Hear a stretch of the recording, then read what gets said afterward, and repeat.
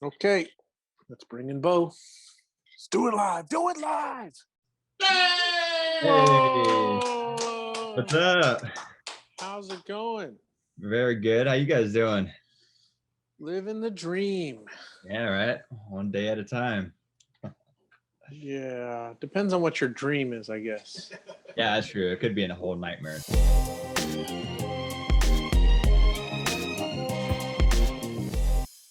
All right, so for the people out here in the world who have no idea who you are because they've been living under a rock for however long, can you just tell us who you are and what you do?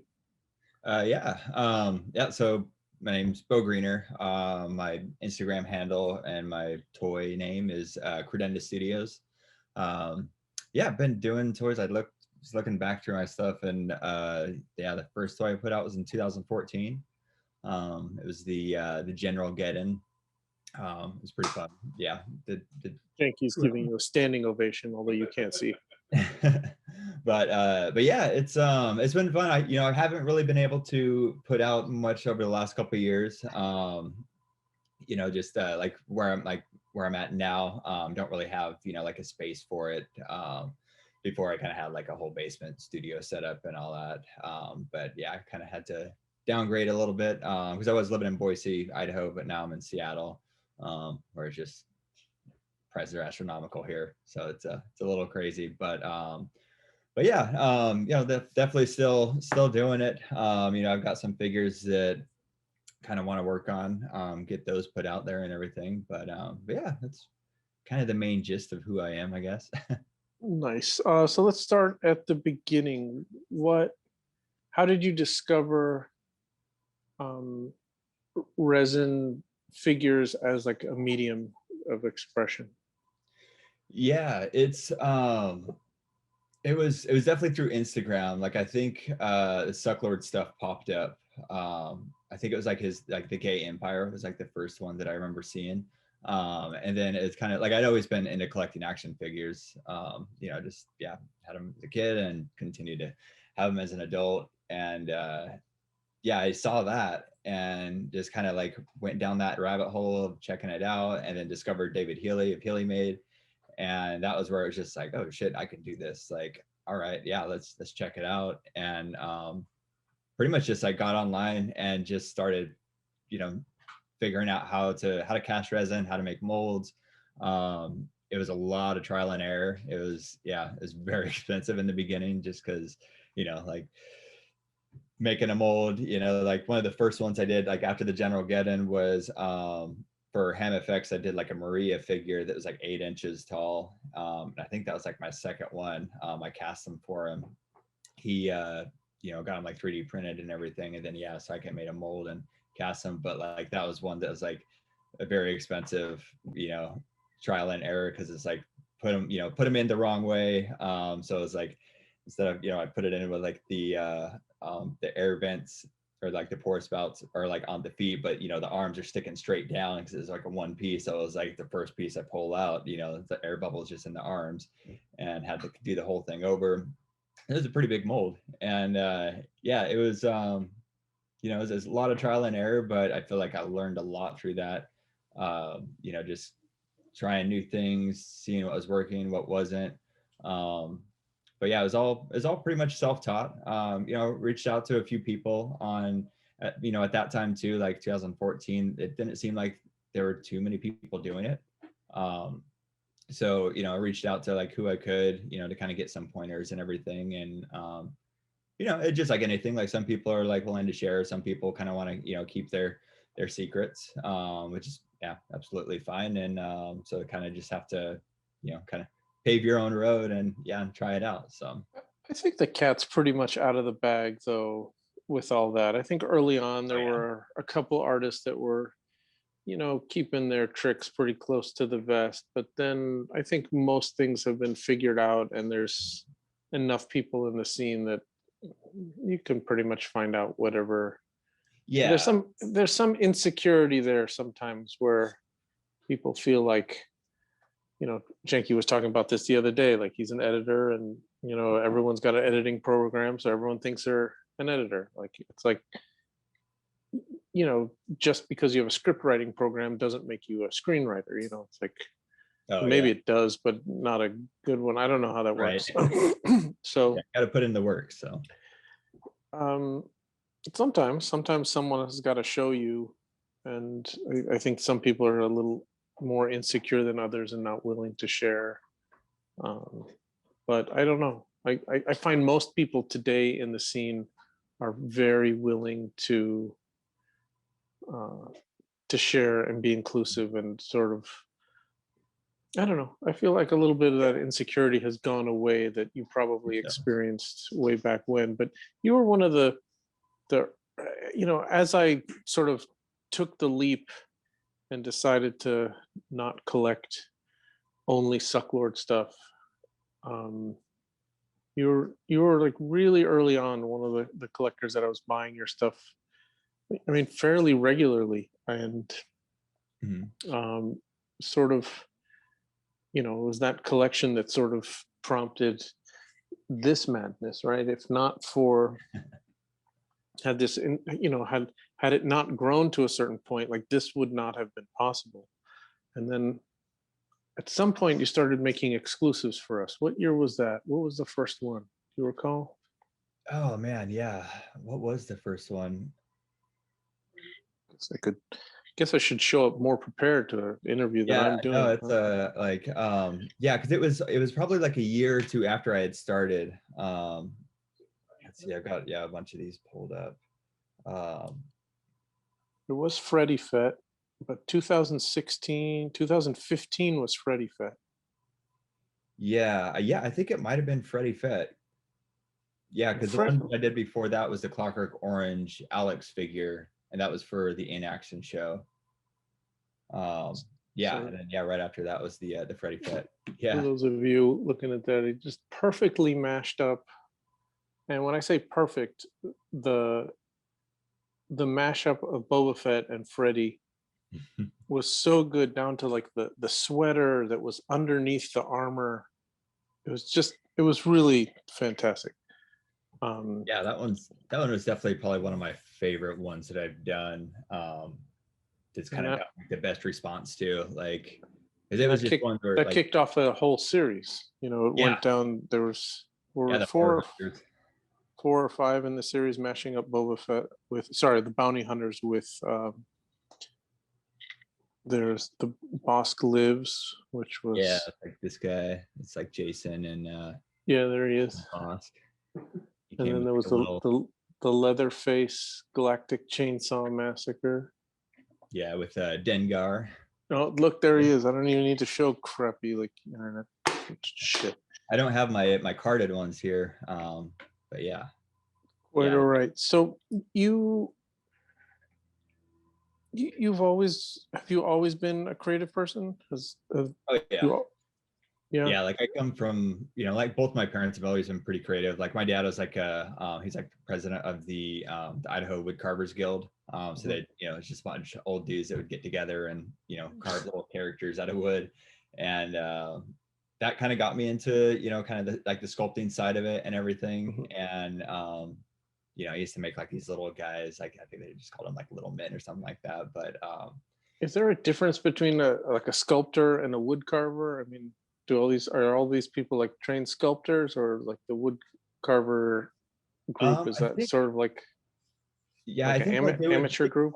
they called themselves like wood carvers. I don't know if they would, I don't know if those guys would generally call themselves like sculptors. Just because, yeah, like they had like, it was like very distinct style that they'd work in. Yeah, just kind of goofy characters, like just cowboys and stuff like that. But, they're like doing something funny. And yeah, there wasn't so much like as a fine art type thing in a way. Mhm. Like it definitely, they were very good at what they did. My dad was um do these like really crazy characters that yeah, they were actually a lot of fun. Did But he yeah, did he have a creative job for a living, or this was no, his he outlet? he worked at like he basically like programmed the computers that would clean microchips. Hmm.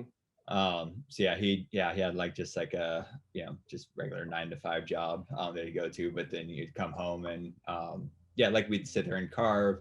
I draw. You know, like my mom was like always into like crafts and stuff like that. So we were always creating something. Like there was always something for us to be working on. Was there like wood chips everywhere? Did you get splinters Oh and yeah, shit? yeah, yeah. We had like this giant like I don't know, it was probably like 15 foot by 15 foot blanket that we'd just like lay in like the middle of the living room floor and just like throw on a movie and like sit there and wood carve in it and just like pick the blanket up. But you're constantly like, you know, getting wood chips like carried throughout the house because it gets stuck to your socks and everything. And yeah, it was That sounds terrible. yeah, yeah. I mean, especially when you have carpet, because then it's like that stuff digs in, and then you're running around, you know, when you're a kid with no socks on, and you just like end up stepping on like some little wood chip. But yeah, you got used to it. You build calluses up after a while. And so what age were you when you realized that well, I'm assuming, I guess, because I already know stuff about you. um Talk about the evolution and about creativity and how that has formed what you do. Yeah, I think like you know, like I was saying, you know, like I kind of grew up in a creative household that was just always very, you know, like for it was always pushing me to, you know, constantly like create something, do whatever I want. You know, like my parents were very supportive, you know, whenever I wanted to try to make something new. You know, like I was always kind of like the type that like I wanted to learn how to do something and, you know, try it out and, you know, have my go at it. Um, you know, whether it's like models or wood carving, yeah, all sorts of random stuff. But yeah, and then kind of yeah, that just like always carried through, you know, through school, like high school and that. And then got out, started to do like tattoos on people, wanted to be a tattoo artist like right out of school. Then realized like, yeah, that was, you know, you had to like get like apprenticeship and all this stuff. It just like seemed too much work at the time. So I just like went into graphic design. It's like I've known that I've always wanted to do something in art. Like Mhm. I didn't really know what it was. But you know, I didn't want to go to school for like, you know, painting or like illustration or anything like that, just because I guess I didn't really have like the confidence in myself at that time to like, oh, you know, like I could really pursue it. But also didn't realize that like I had the drive that I did because I started doing graphic design and did really well with it. You know, like got a job like 2 weeks after graduating, worked for an agency, and you know, immediately like after that though, like it was just like, all right, this is my 9 to 5, but what is my creative outlet now? Like, okay, this is still creative, but I need to work on something where I can build something with my hands, you know, like I want something tangible to work on, rather than just like working on websites. And so yeah, like there was this festival that kicked off in Boise called the Treefort Music Fest. It's a lot of like indie bands. They've been doing it for yeah, probably about like 10 years now. But yeah, I just like, you know, saw like there are all these bands coming. So I, you know, emailed the managers and like, hey, you know, can I do like gig posters for you guys? Like I'll screen print them and everything. And about like 15 of them got back to me. And I was like, oh shit, now I've got like 15, you know, gig posters I've got to like design and screen print. Uh, Oops. yeah, exactly. And so like had to like, my dad and I built like a 4-color screen press. That I was able to use and everything for that. And from there, you know, like I think like that was kind of like the point where it was just like, okay, like I can really start to make something for myself, like outside of my 9 to 5. Like this is where like I realized that like I've got a good hustle that I can, you know, I put, you know, a lot of work into what I'm doing, and it seems like it's being appreciated.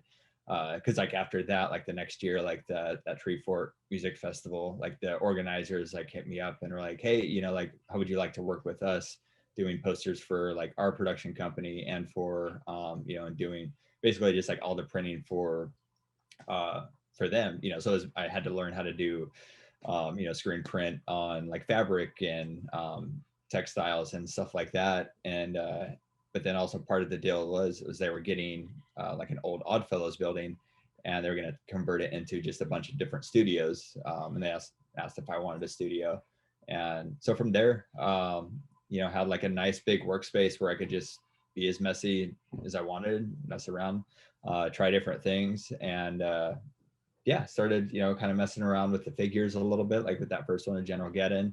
You know, like had like the boxes, the packaging that I was like shipping out, like screen printed decals around that and everything. You know, so it was like, it almost felt like I was kind of collecting different tools of the trade and trying to bring them together.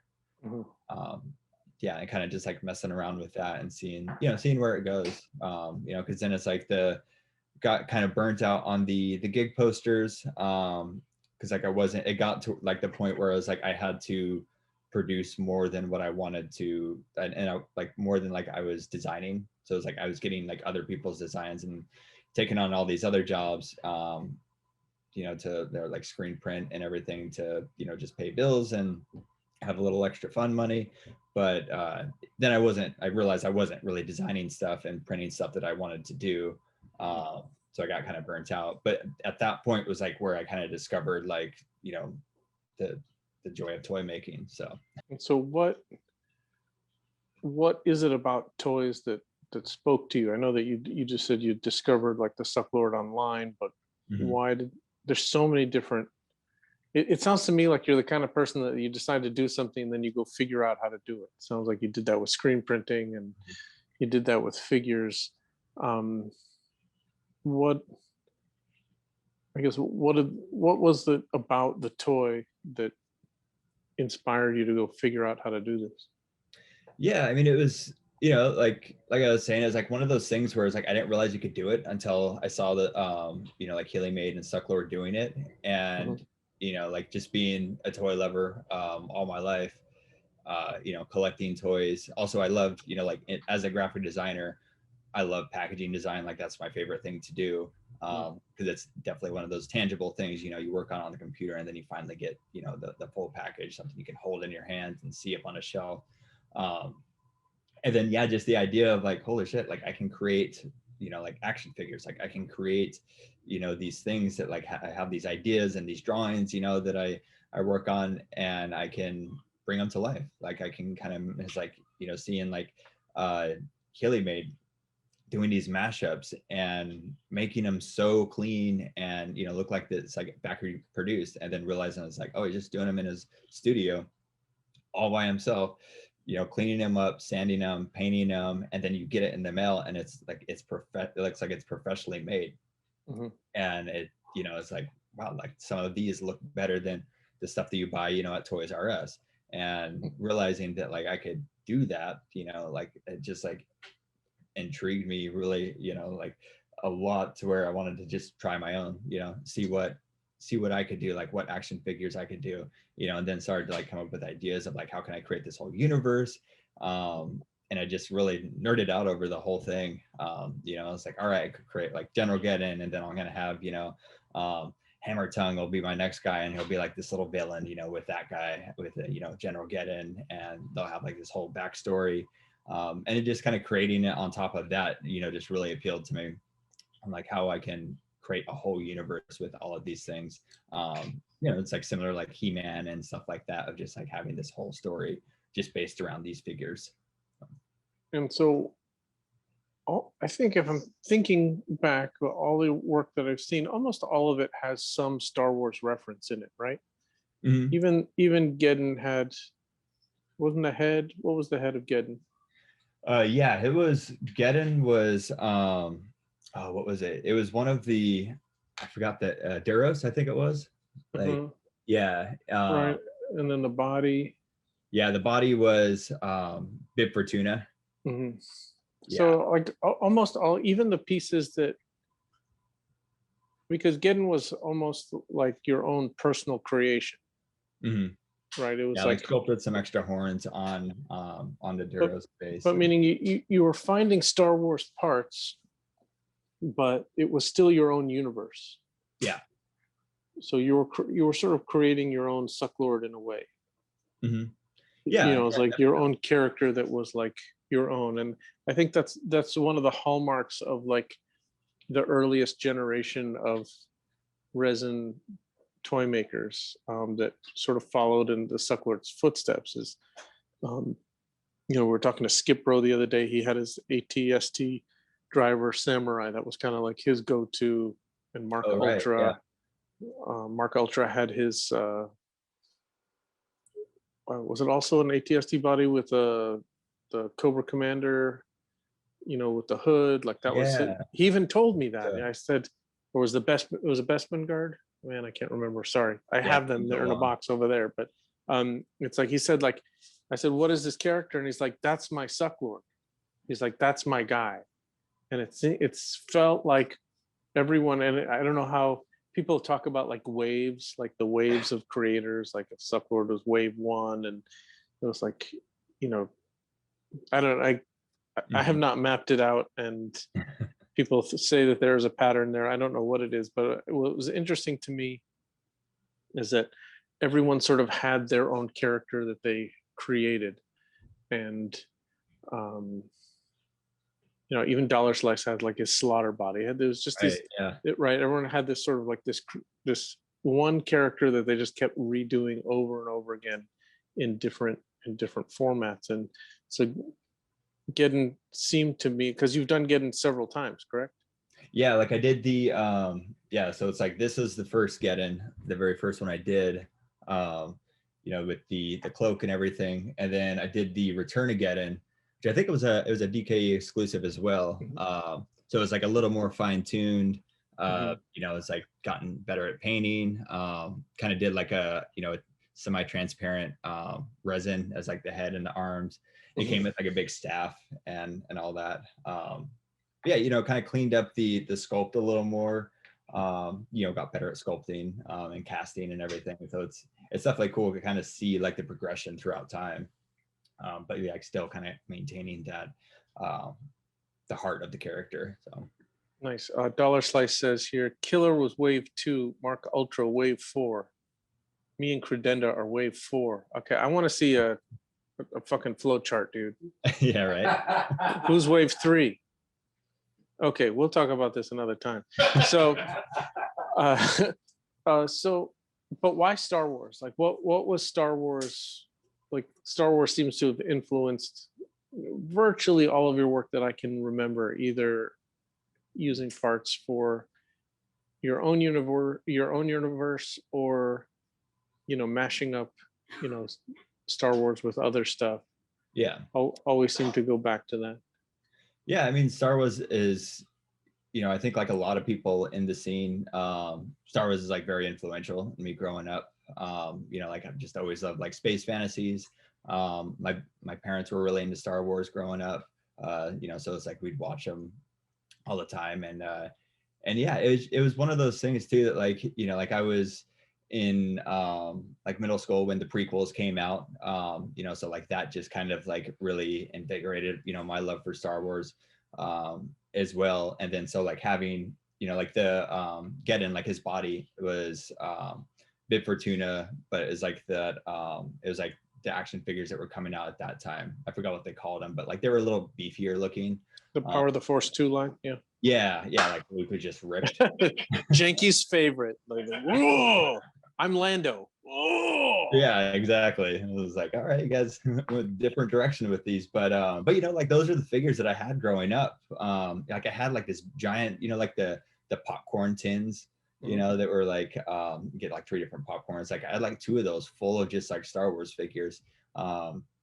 It just like play with all the time, and so like that, those always kind of drew me in, and I felt like the Star Wars ones had, like you remove some of the, like the heads or whatever, and like you just look at the body, or you just look at the body away from the head, and they're very unique, like they're just like they're very like, especially like the amount of like layers that they put on top of them too. There's something about them where it's like, for me, it just felt like easy to kind of create my own story around them. Like mash a bunch of different characters together, and all of a sudden you've got like a whole new character, that's like, like definitely, like a Star Wars fan would know that, like, oh, that's from that, and that's from that. But like if you paint it a different way, and just like really work with it, throw on like a little bit of extra sculpting to change it up, like it can completely transform it into something else. And that's kind of what always drew me to them. I messed around with, like some He-Man stuff, but never really, like, I tried to, come up with something, but it never really, like grabbed me like the, like the Star Wars ones. And plus I just like the size, like the 3 3/4. quarter inch. Like that's just a, I don't know, a beautiful size to me, especially on like the backer card. I just always enjoyed that look of it. So it seems completely random, like 3 3/4, but it just, I don't know why. It like a 4 inch. When someone makes a 4 inch figure, it looks too weird, and when I right, see a yeah, 3 inch figure, it's like, oh, that's not right. yeah. But It's like it seems to, like it's slightly too awkward. Like and it was a, they went for 3 3/4 um because of the ships, right? They started oh talking yeah, about Migo size and 4 or 5 mhm, inch like that. The Migo figures were the popular ones at the time, yeah, but the Millennium Falcon would have to be like that big, and at 3 3/4 you could make an X-wing this big, or a land speeder, and that was supposedly important to George Lucas. That there were. I'm trying to think. There were, before 1977, there were 3 3/4 inch figures. There were Adventure People, oh and right, yeah, uh-huh. was Migo doing 3 3/4 before Star Wars? Comic Action Heroes, and those were I don't know. earlier.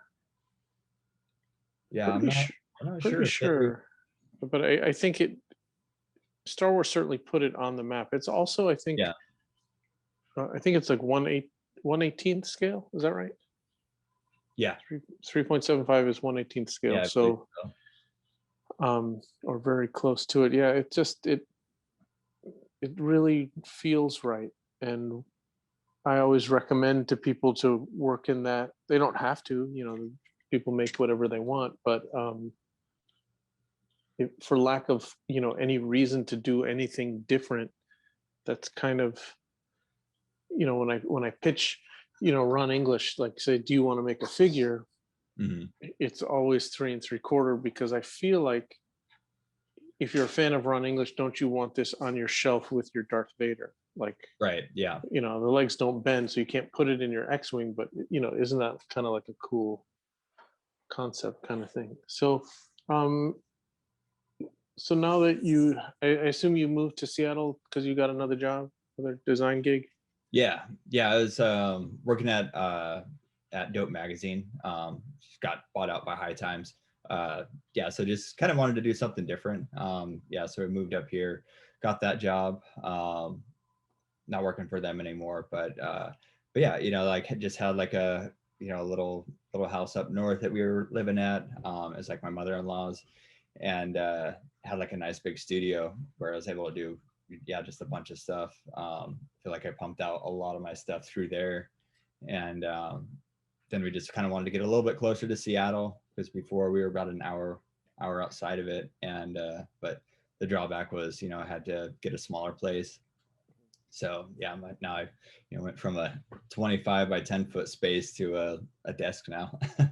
Nice. Yeah. Uh, Will Miller says Takara made the first 3.75 micromen because of an oil shortage in the mid 70s.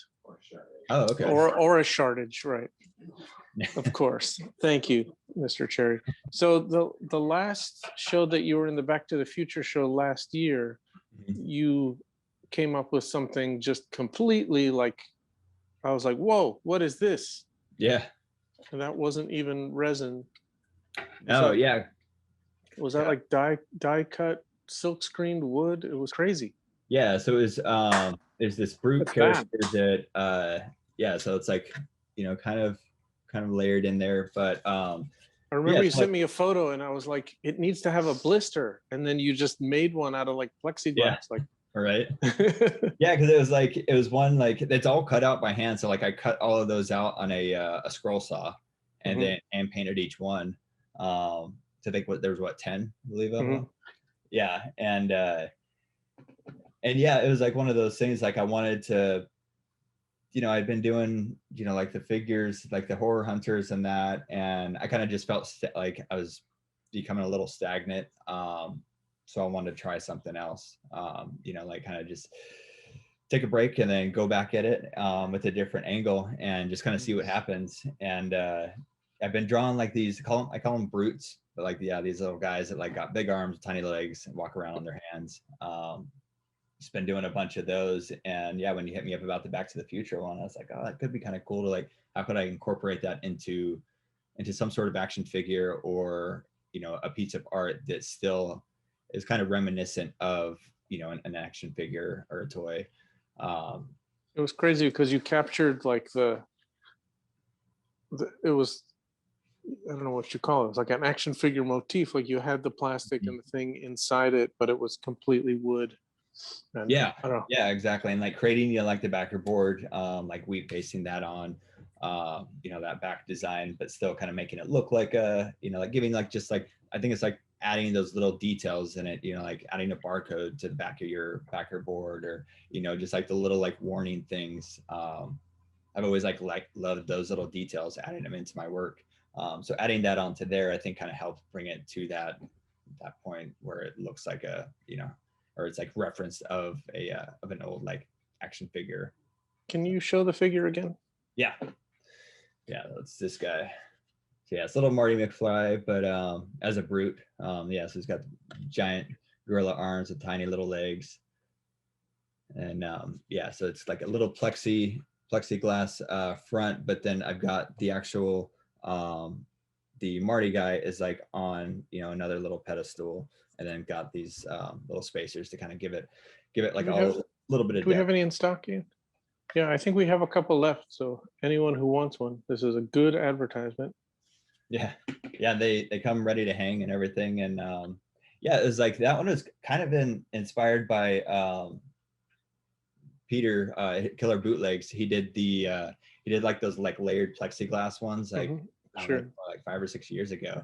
I just like love the way that looks, and you know, picked one up and hung it up, and it's just like it's, you know, it's an action figure, but it still looks like some, sure, like you need to hang it up, you know, like it's very like pop culture looking, you know, artwork that you can hang up. The art show this year, for anyone who's listening, incidentally, for DKECON, is the Roaring Twenties. So all right, I'm not sure if anyone is going to buy any action figures related to the Roaring Twenties, but if you're an artist and you're not on my list and you're watching this and want to participate, it's probably going to be an addition of, I don't know, probably 5. I think 10 is too many. And I don't know what people are going to do for the Roaring Twenties. It's going to be like Popeye, Betty Boop, Charlie Chaplin, Buster Keaton, yeah, right. Spanish Flu, World War One, Great Gatsby, Flappers. I don't know. Prohibition. Yeah, that's probably the extent I know about the 20s. So there you go. I don't know who will buy it, but if Serial says, why the Roaring Twenties? Dude, I don't know why. I didn't make it up. That's just the art show. Last year was Back to the Future. The year before that was like Mark Hamill. And the year before that was Jurassic Park. Last year, they invited us to do an action figure component of the show. And I don't make things up. I just invite people. So the Roaring Twenties were the response to the Spanish flu. Yes, because we were in the 2020s. Like, yes, obviously, thank you. But I don't know why anyone wants to buy art related to that. But it's a challenge for all of you to make something so amazing that it transcends the shitty theme. Okay.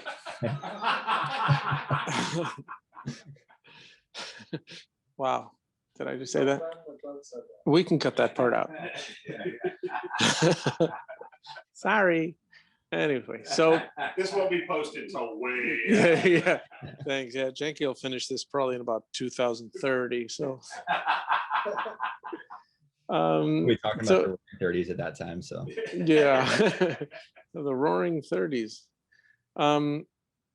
So what's next for you? Like, it seems like maybe I'm speaking for you and I should be asking this, but it seems, as far as like creative fulfillment, like more than most people I interview, you've found a balance.